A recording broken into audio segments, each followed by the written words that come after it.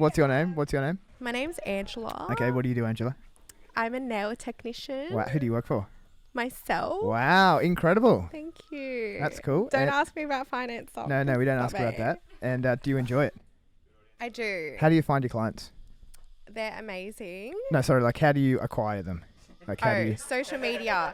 Social media, Instagram and TikTok because I'm like famous. Really? Tell us about that. How did you get TikTok famous? Actually, I only have 11K, but I'm still famous. I mean, that's good. Was it one particular video? He's playing golf in the backyard. This is great content, Isaac. Was it one particular video? Did it blow up? Yes. Yes. So I made content on like nail, like me doing them like up close so you could see it. Yep. And one video I did a flame set. Oh. And that went viral. And then I kind of got hate on it because I said that cuticles need to leave the country and people got really offended. Who needs to leave the country? Cuticles. What's that? It's like your dead skin on your nails. Oh, okay. That seems fine.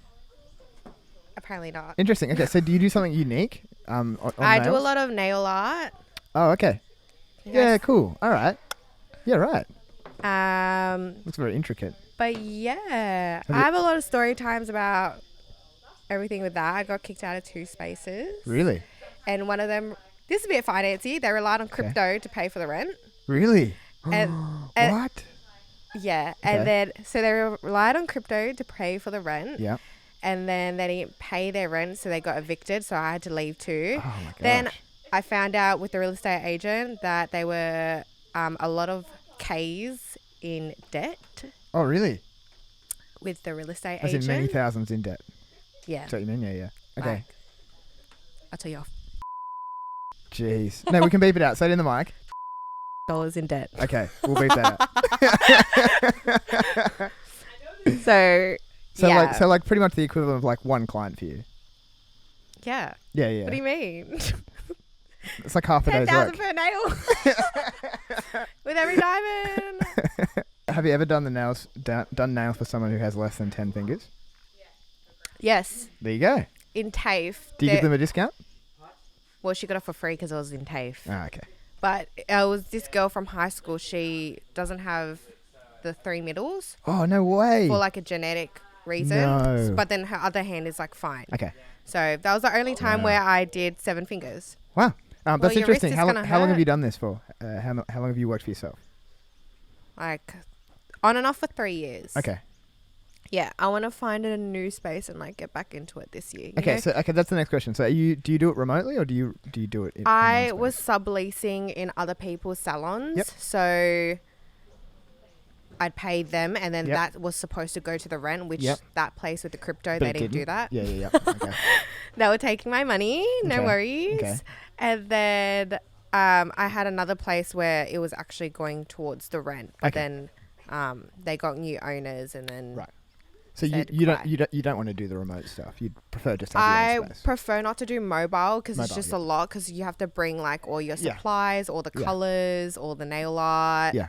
And then go to their house, set up everything. Yeah, and they might have a weird house. It might smell weird. Yeah, I've actually got a story time about that. Yeah, I might get Idaho murdered.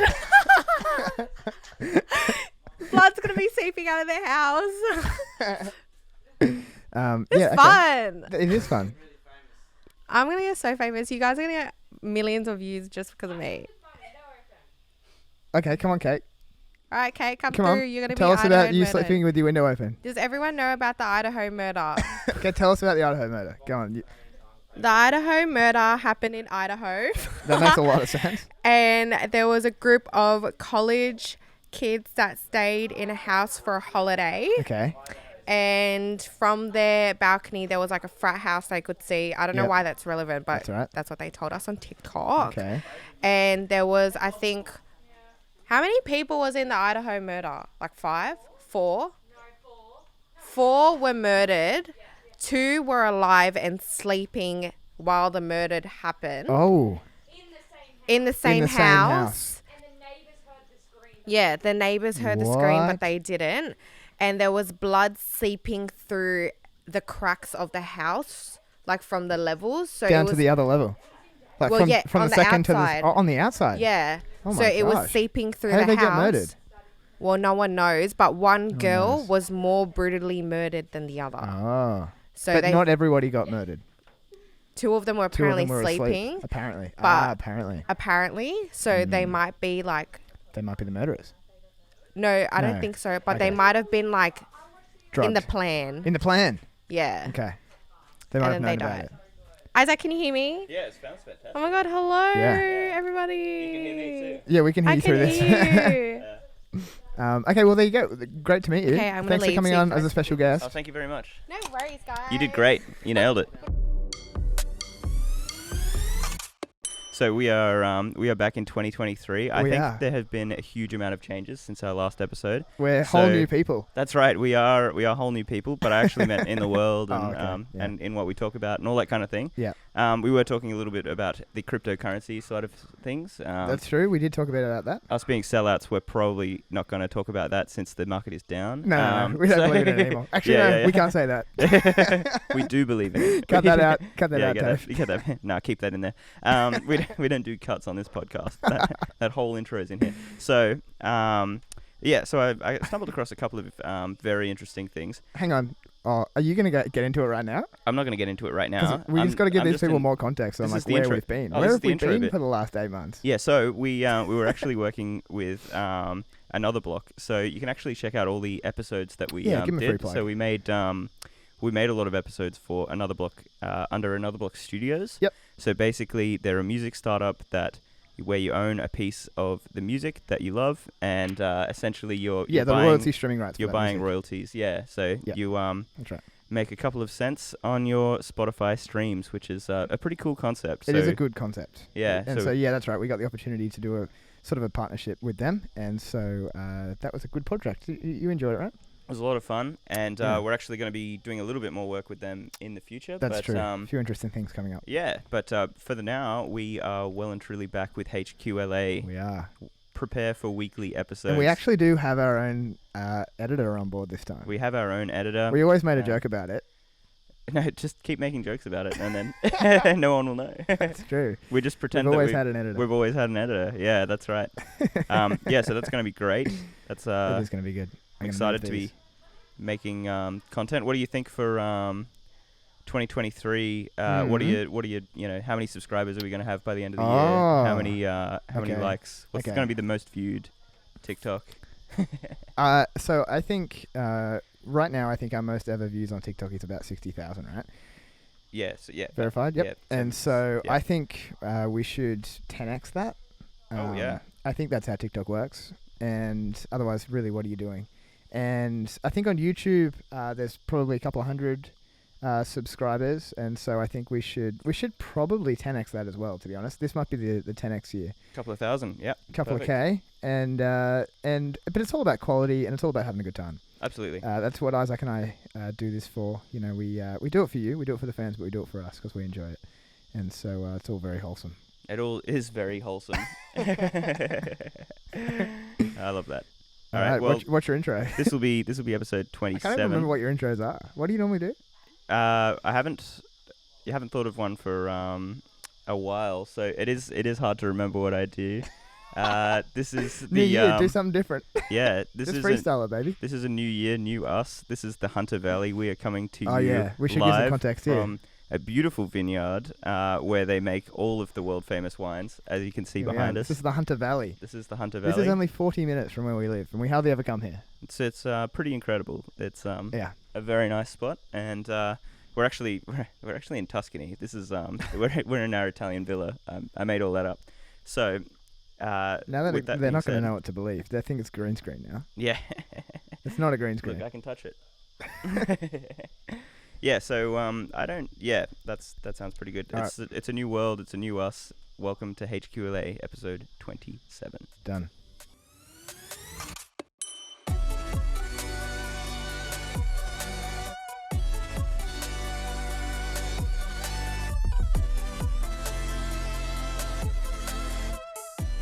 Okay, so this one's a pretty fun one. You probably would have heard of it. Face each other a bit more.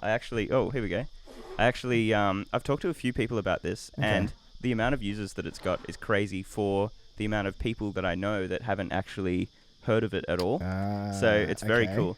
So artificial intelligence is absolutely blowing up right now, right? So that's true. We're saying goodbye to people in the industry call it machine learning. I've heard machine learning. Yeah, that's right. It's a little bit of a combo wombo of a few different things. So basically, we're saying goodbye to Web3, decentralized, and all that old stuff Really? because this is the artificial intelligence is the new wave of all right, tell me this. More. So basically, like, you know what else might be old news as well? Google. I'll explain it. Oh my gosh. All right, I'll explain. You're blowing it up here, bro.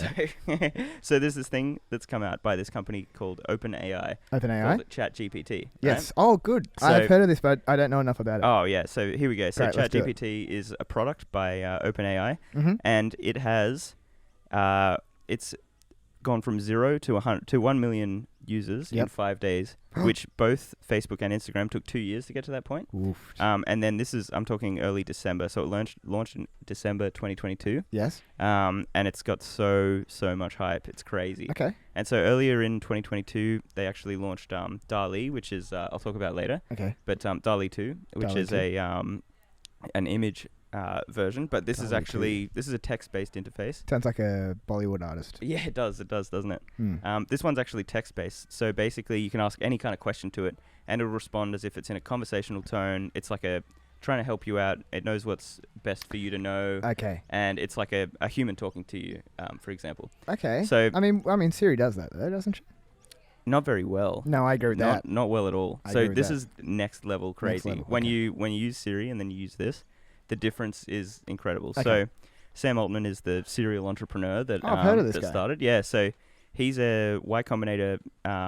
He's a Y Combinator founder that originally. So he had different businesses running through Y Combinator, and he actually he's the founder that runs OpenAI. It's a non-profit organization that develops the AI tech. Nice. So Sam Altman's been the CEO of Y Combinator before. So that's obviously the startup incubator that funded companies like Airbnb, Dropbox, Reddit. And in April 2009, Paul Graham, who's one of the original YC founders that started Y Combinator, he said that Sam Altman was in his top 5 founders along Steve Jobs, Larry and Sergey of Google. Yeah, this isn't Sam Altman-Fried, is it? No, that's Sam Bankman-Fried. we do have to do something on that though. I thought about that. Yeah, that's fun coverage. We'll get to that. Sorry, keep going. That'll be a later episode, I think. That's still unraveling. Yeah, still unraveling. Crazy. We can provide live updates. So, yes, right. It'll be good. They'll just be 6 months delayed. That's all. That's right. Yeah. So at the time when he wrote that he was one of the top 5 founders, this guy was 24, and he wrote that he can't be stopped by flimsy rules, and that startup investing doesn't consist of trying to pick winners the way you might in a horse race. Yep. But there are very few people with such force of will that they're going to get whatever they want. Yeah, that's cool. So that's this guy. So he's obviously... How old is he now? He's I think he's about 37. Is he?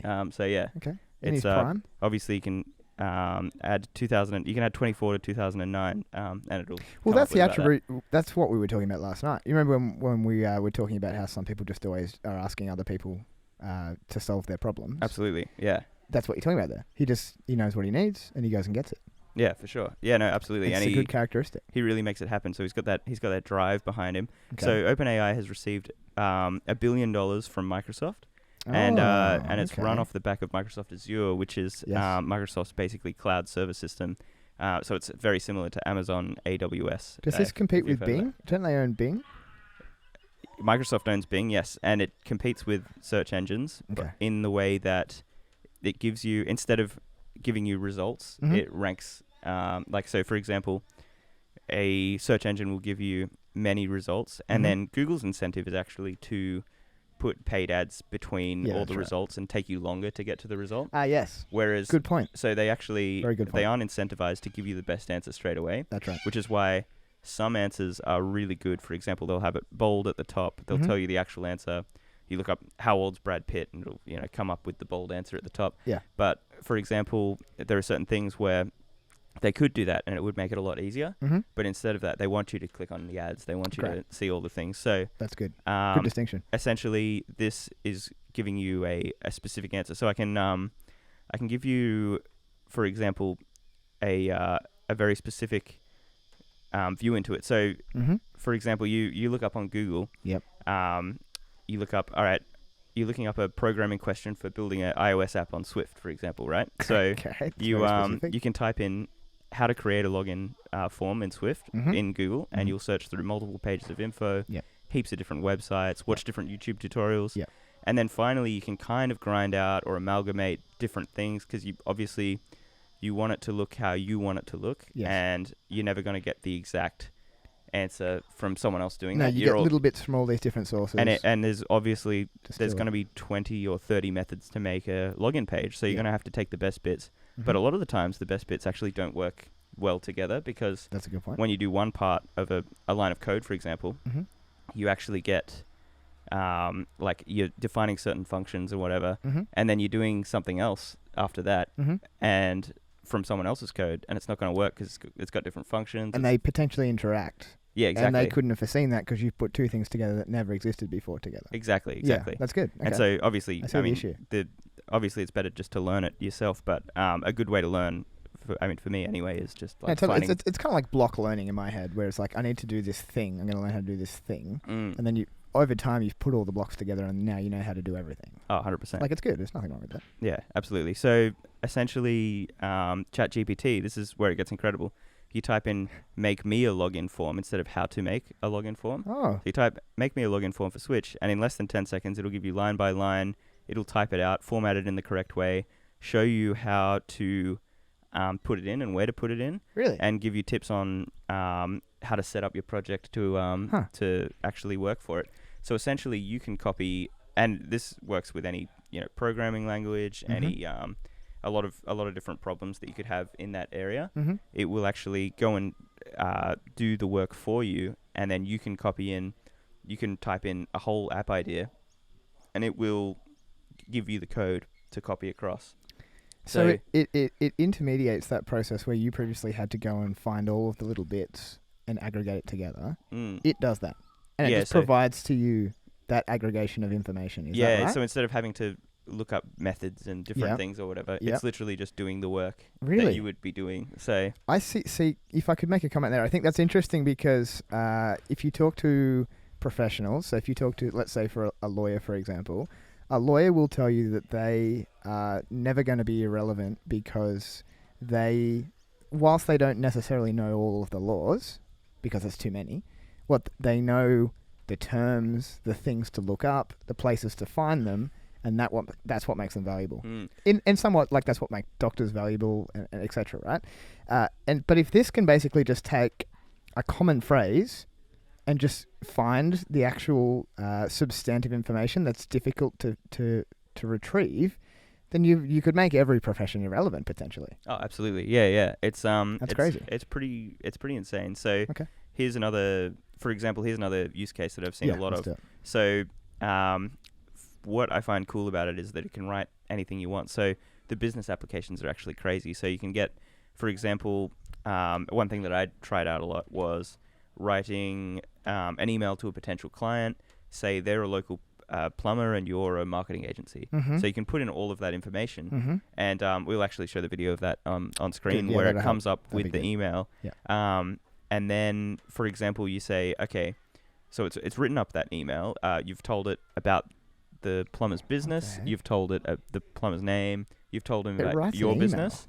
And it'll write you that email that says, dear, local business, we all know that marketing spend is important for growing, It comes up with a copy. It'll come up with all the whole email for you. Really? And then, essentially, what you can do is you can say, okay, that didn't work. So can you please write me a script for a phone call, for example, to follow up on that. And so it'll write you a script for the phone call to follow up, or it'll write you a further email if you put in the response. It's wild. Yeah, absolutely. It's insane. So essentially it'll do that, and it will, then you can put in additional information. Then you can say, actually, he speaks Spanish, put it in Spanish. It'll translate it all to Spanish for you. It'll do all these things. So you can make all these different modifications based on all this text. So the better you are at giving the instruction, the better the result will be in terms of the email. So all of that's really good, but it only scratches the surface of what you can do. So imagine using Chat GPT. Here's a couple of business ideas for you. Imagine using Chat GPT to write your blogs for your websites to optimize SEO, or getting it to generate websites for creative agency clients or write movie scripts or do all of that. You could give it characters, and you could give it plot lines you want to develop, and you can give it all of this stuff. And it'll do it. So here's some other really cool use cases I saw. There was someone creating a website, and they needed a customer profile, so they wrote down attributes for ChatGPT to fill out. Basically, they wanted dummy data for to test their system. So they wrote down, give me a name, age, city, where they live, all that stuff. Then you can actually create all those fake profiles as demos, but you can, let's say, for example, they wanted to load up their system with all these fake dummy profiles. You can say, okay, now put it in a table format for CSV export. So you can put it into that table format, take it, make it an Excel file, and plug it into your system. Or you can say, I actually want it in comma separated, for writing in a piece of code or whatever. And so it'll give you it in whatever format. So another one that I saw where they were running ads, they were like, we need to break down our demographics by each city in the UK. And then instead of, imagine someone spending hours looking for the right list which had all the cities and or trying to type out all the lists of all the cities that they advertise in, they could just say, hey ChatGPT, what are all the cities in the UK? And it'll list them alphabetically, for example. Interesting. Okay. And then I personally liked, I asked it how to make a mobile game, and like a very general question, and it basically gave me a 6-step process of how it would go about actually doing that. Wow. Which was really interesting. That is interesting. And it was talking about getting a game engine, then getting a language you want to write it in, and then getting a platform you want to release it to, and everything like that. And this is just a website. It's a website. So it's you look up ChatGPT and then you have to make a login, and then and so it's got a lot of users so far. Are we going to talk about how they monetize this? Yeah. So because you talked about how it's so good because there's no ads. They don't need you to be retained on the it'll definitely website. So it'll be a so basically at the moment it's like a beta. So I think it's been trained for 2020 and 2021. And obviously like up until December. And so it's been trained for that. And then essentially it's in the there's writing around on the website which talks about how. Sorry, did you mean 2021, 2022? No, it got trained till during that until period, 2021. Yeah. All right. And released in December 2022. Okay. Okay. Cool. Yeah, and so it's in the beta version, and so they don't care at the moment about that. Yeah, and but it'll definitely be like a paid service, I think. Yes. It'll be like something like that. It'll become so valuable, people will just pay for it. Yeah, exactly. Yeah, it's got so many millions of users now that everyone's gonna be like, okay, well, this is really working. Okay. So one of the other things that I asked it to do was rank the top performing stocks of the last decade. And then I asked it what the greatest film of all time was. Oh, you would. Then I asked it how many senators are in Australia. What was the film? It gave me a list. It was like, well, there's no definitive answer for it. So I was like, okay, well, that's a bit lame. Because well, it can't have an opinion. It should have an opinion. That's scary. That's a whole other thing if it has an opinion. I guess so. It listed The Godfather and The Shawshank Redemption and everything. So it's the same as Google in that sense. Yeah. And like a lot of the answers are the same. Yeah. But you have to ask it more complex questions to get. You ask better questions, you get better answers. So it's a good life skill right there. Absolutely. So and then I asked it what. Here's a better question. I asked it what the difference between quantum computing and artificial intelligence is. Yeah. Gave me a 4-paragraph answer. Then I said, actually, that was a bit too long. Can you make it simpler, easier to understand? And and it was like, okay, I've summarized it. It gave me a 1-paragraph, simpler terms, and much better. That's great. Or you can say elaborate on this probably, and it would have written you a whole essay or something. Wow. And so this is where it gets really meta, because I asked it to write me a script for a podcast called HQLA about ChatGPT. Okay. I get it. Yeah. And this has been it? Yeah, there you go. It's not really. No, I wrote this one. But I did ask it what it would include, and so it gave me a little structure of what it would include for the podcast, talking about Chat GPT, which is very interesting. What a great twist! There you go. Yeah, it's all been talking to you the whole time. Please help me. I'm stuck in the back room. That's what it said. I'm locked in the basement. All right, that's cool. I like it. That's good. As I said at the start, it's something I've heard about. I listen to Lex Friedman a lot. He talks about it. He loves AI. And he has a podcast, and he just sort of, the way he talks about it is like assumed knowledge, and I don't know anything about it. So this has been very helpful. Yeah, there we go. So next I'm going to talk about DALL-E 2, which is... DALL-E 2, you did say that. Yes. Yeah, so good. DALL-E 2 is earlier in 2022 where it came out. Okay. So it's actually a visual tool which generates highly detailed, realistic images from textual descriptions. My housemate showed me this. Yeah, there you go. It's quite cool. So I tried to sign up. It was actually a limited, it was a really limited one. He signed up about 6 months prior, and he finally got it about 3 or 4 months ago. Yeah, very cool. Yeah. So one of the, so I've just done a lot of looking at other people using it, which is really fun. Yeah. So you can type in men in a funny hat. It'll give you multiple versions of the picture in men in different funny hats, different men, different hats, different backgrounds. Then you can say, actually, I want it to have fruit on it. And then it'll have fruit on the hat. And then you can drill down and you can say, I want it in the style of Van Gogh. Or I want it in an 8-bit pixelated style. Or I want him to be standing next to a pink house leading an elephant, for example. Yeah. And it will give you all of these different artistic impersonations. So one of the best ones that I saw was someone was creating fake scenes from Wes Anderson movies. So Wes Anderson's this director who directs really colorful art style movies that are very wacky. Okay, and then basically they took that and they said, make all the Star Wars characters in Wes Anderson's style. Oh yeah. And then it made them all very 1950s kind of characters. Yeah.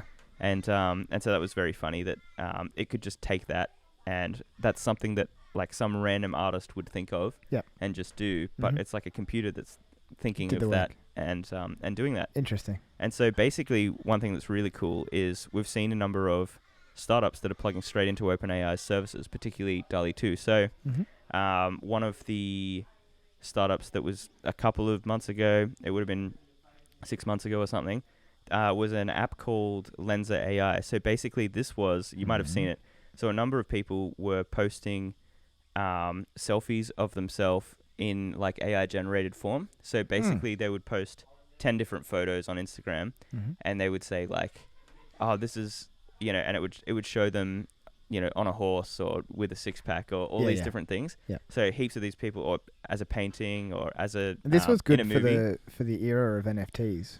Absolutely. So these people were... Because the unique, genuine originals, right? Yeah, absolutely. But even better than that, people, the sweetest sound is your own name. So people were seeing their own picture. Is it? And that's what they're saying. So you haven't heard that before? I'm not sure. Someone says, this, well. I believe you. You're very humble. You're very non-egotistical, but people do like talking about themselves. Okay. That's that's one of those old tricks. No, I like talking about myself. You can't just deny that it's a saying. It is a saying. No, I believe you. Yeah, no, that's great.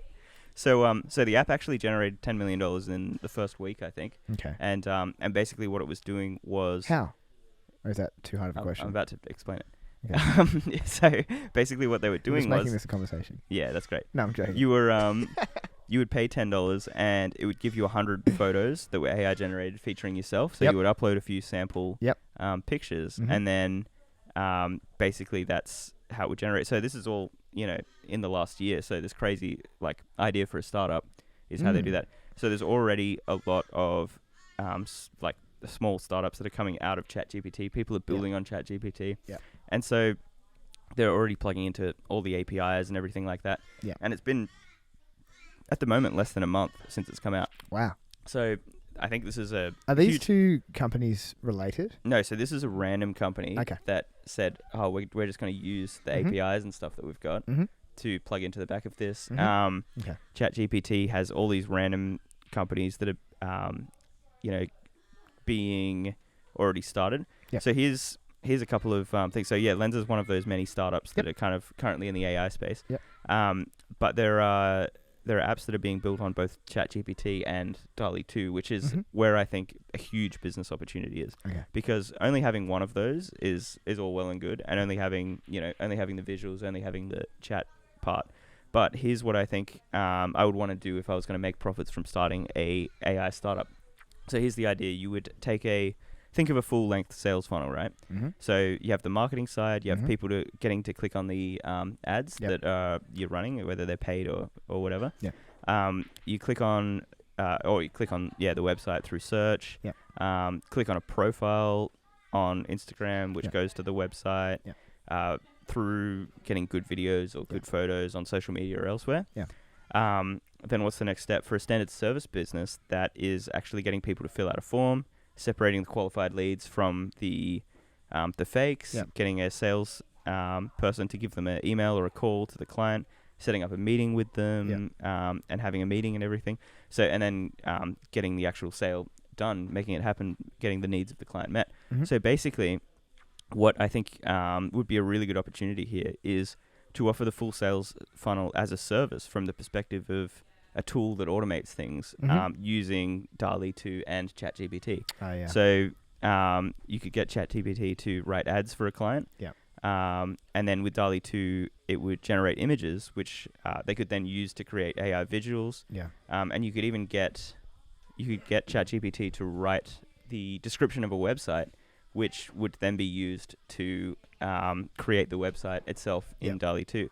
So if you could get all these things lined up and plugging into each other, and you could get ChatGPT to write you a form that captures the inputs for these people, it would just take a little bit of work in between to actually get it to work. But then you could use it to sell, or you could specialize in certain areas where you could sell copywriting, you could sell sales services, you could sell like writing your sales emails for you. You could we'll get you a database of people that are qualified leads.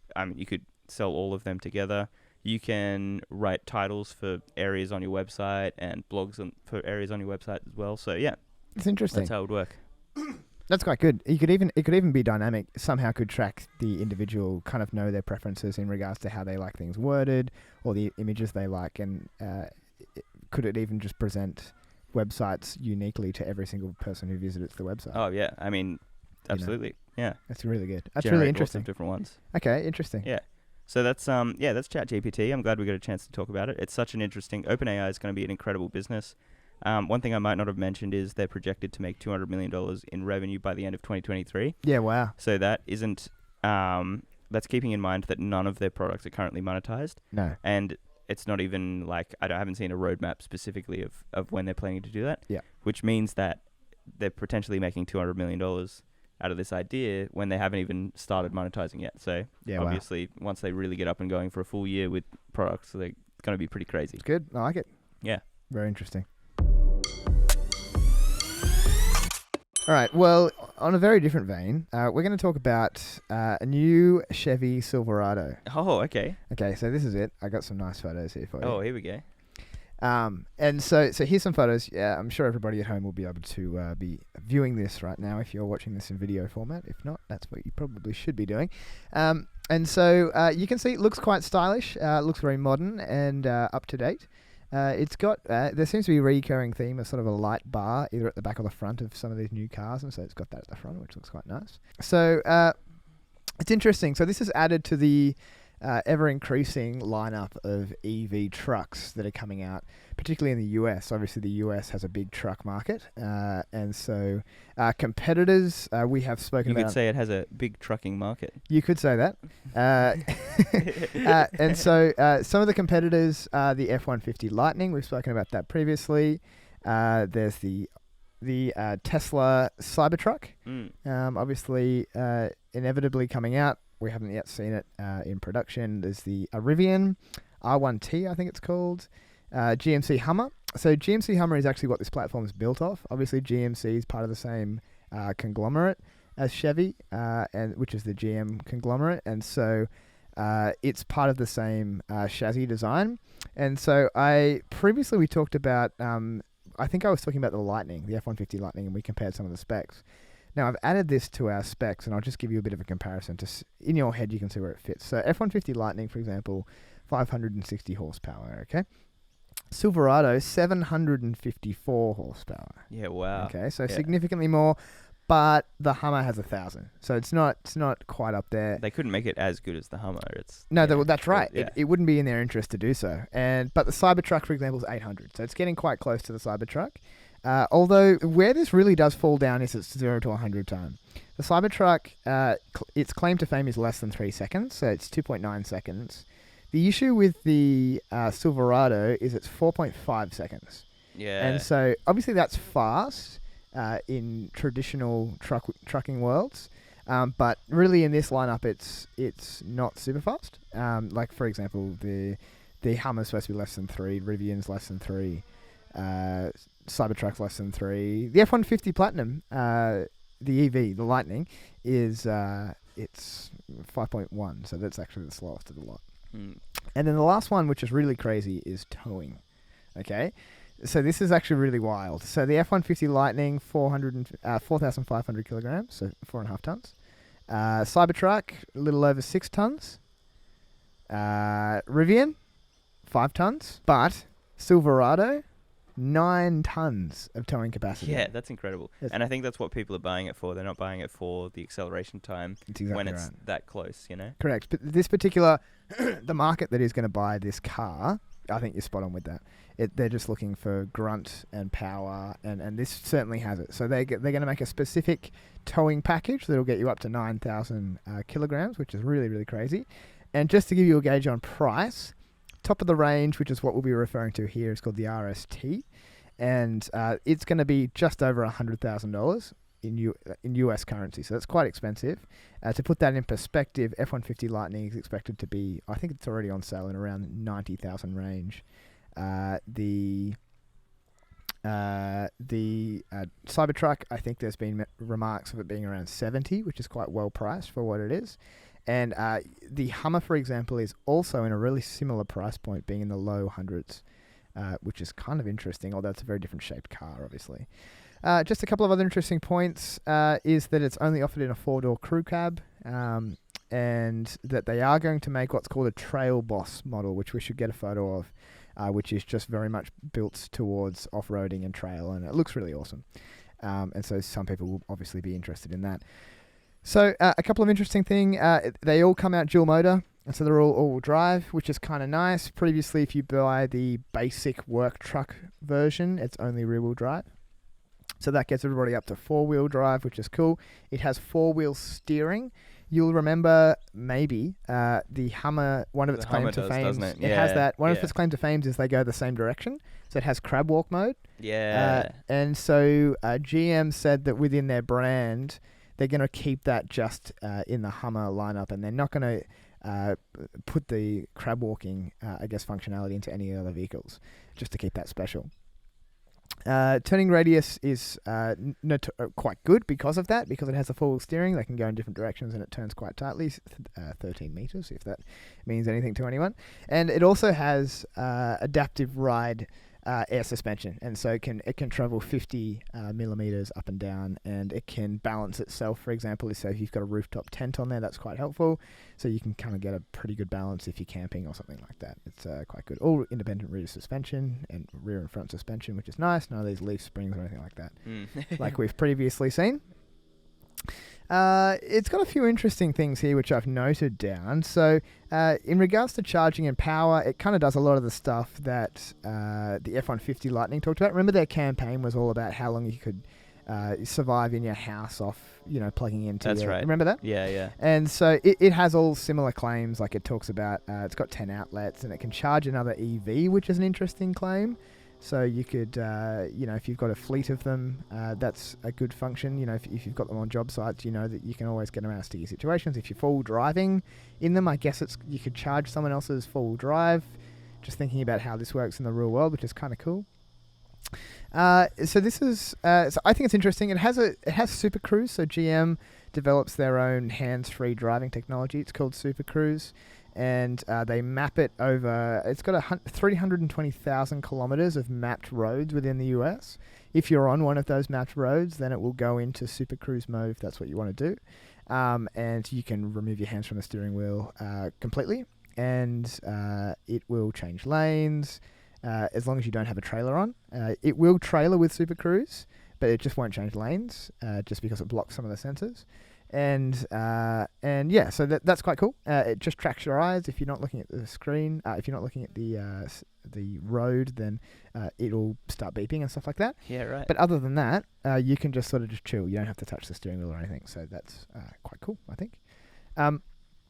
What else? It uses, in regards to the technology to do that, it uses, as I said, the combination of the driver attention system, looking at your eyes, and LiDAR in order to position the vehicle on the road and map.